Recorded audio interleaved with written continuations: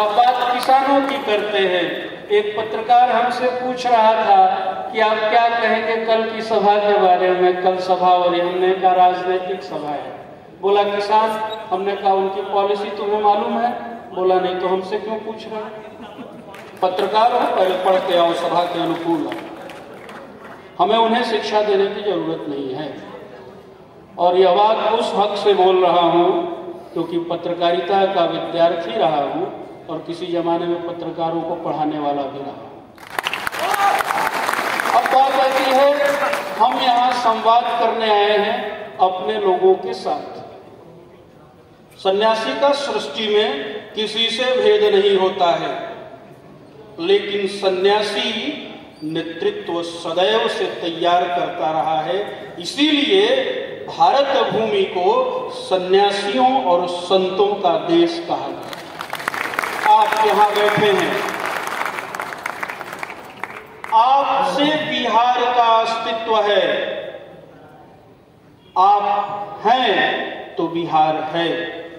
बिहार का अस्तित्व धन से नहीं रहा है, बिहार का अस्तित्व ऐश्वर्य से नहीं रहा है, बिहार का अस्तित्व उसके ज्ञान, तप, त्याग और तितिक्षा से रहा है।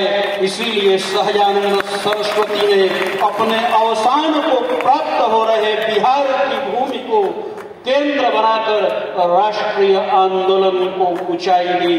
भारत में एकमात्र वो सन्यासी हैं जिनके साथ भारत ने अन्याय किया। भारत यानी कि ज्ञान यानी कि लेखक यानी कि वर्तमान से लेकर पूर्व की पीढ़ियों तक ने कभी सहजानंद जी को समझने की चेष्टा नहीं की और हमेशा उन्हें एक ऐसे दायरे में बांधा जिसको सीमित कर दिया गया। सहजानंद सरस्वती सूर्य थे जो न कभी अस्त होता है और न कभी उदय होता है, सदैव तटस्थ था, तटस्थ हैं और तटस्थ रहेंगे। उन्हें समझने के लिए आपको पढ़ना पड़ेगा। आप बिहार के युवा आज बात करते हो, बड़ा केस रख लेने से आप नायक हो जाएंगे क्या? जो नायक बनता है उसको बनाया जाता है। आप बनाने वाले थे और आज आप उनका अनुकरण करने वाले हो गए हो। इसके लिए दोषी कौन है? क्योंकि आप सहजानंद जी को पढ़ते नहीं हो।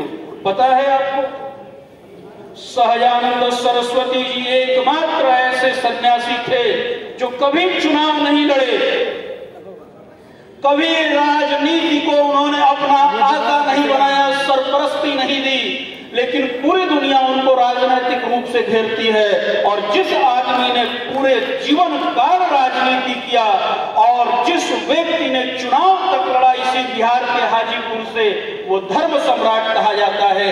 आपकी अज्ञानता के कारण, और आपको जागना होगा, नहीं जागेंगे तो शूद्र ब्राह्मण क्षत्रिय वैश्य आप इसमें लड़ते रह जाएंगे, क्योंकि जब तक आप नहीं जागेंगे तब तक आपको बोध नहीं होगा कि चारों वर्णों में भेद नहीं है। अभी मैं मध्य प्रदेश के एक सभा में था, आशुतोष जी, लाखों की संख्या थी। हमने वहां के प्रतिष्ठित मंदिर के पुजारी को पूछा कि जरा खड़े होइए और बताइए कि क्षेत्रपाल का स्थापन यज्ञ में कौन करता है। वो बेचारे एक बार स्तब्ध हुए, क्योंकि सच बोलना था। और सच बोलने के लिए दो चीजें बहुत जरूरी हैं, आत्मबल और ज्ञान।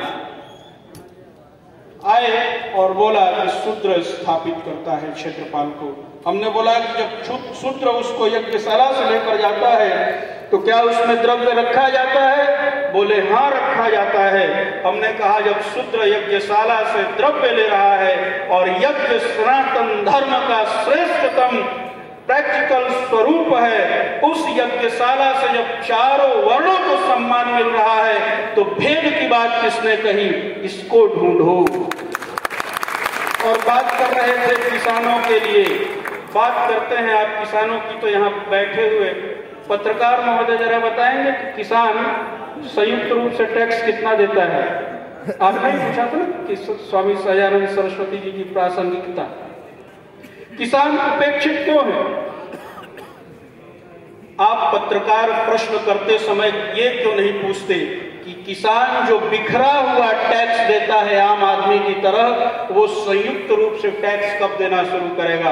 और जिस दिन किसान संयुक्त रूप से टैक्स देना शुरू करेगा, उसके खेत भी इंडस्ट्रियल हब बन जाएंगे और उसका खेती इंडस्ट्री के रूप में हो जाएगा। फिर इस देश में किसी की क्षमता नहीं होगी कि किसान को इग्नोरेंस कर सके।